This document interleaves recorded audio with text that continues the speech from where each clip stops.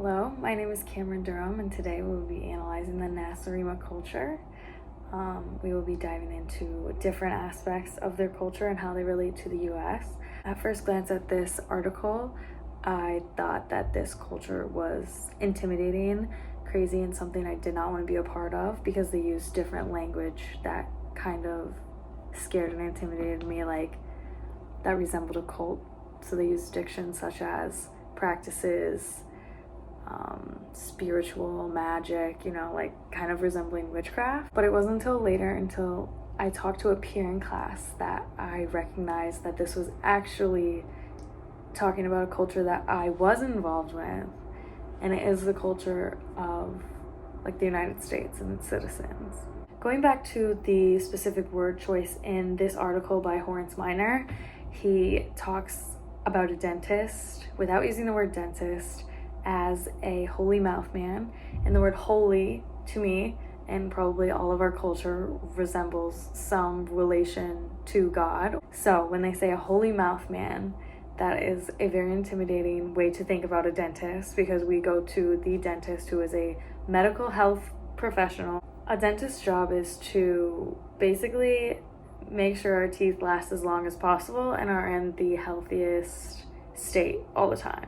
We visit them annually, but in this article it kind of revealed as if we were seeing some spiritual being, maybe in a sense of like praying, that we have like perfect teeth. I did not make this immediate connection because of the diction or the word choice that I previously stated. It is coming from an outside perspective, which is not necessarily how we would describe an internalization overlook of our culture, which correlates to why I thought it was strange, weird, and kind of intimidating. This is probably what other cultures think about us and how they view our culture as a whole as well. When looking at other practices that we do here in the United States compared to maybe some other practices that are not utilized in other cultures, there are a lot of examples, but for this assignment, I'm going to be using the idea of a tattoo. In our culture, it is very normal to have a tattoo. I have a tattoo myself. In other cultures, it's seen as a way of like branding your family's name, or your culture, where you come from, some identification. It used to be in older times that tattoos were seen as a bad connotation to branding, as in slave. In the United States, tattooing wasn't always an accepted thing in our culture. It actually was perceived as more of an intimidation thing. People in jails would primarily receive the tattoos so that when they were out of jail, it would come off as like a sense of danger, or give off that initial intimidation, and it would give off the message that they had been in jail. It was kind of like a branding in that way. But the United States has shifted that idea around the tattoos being negative.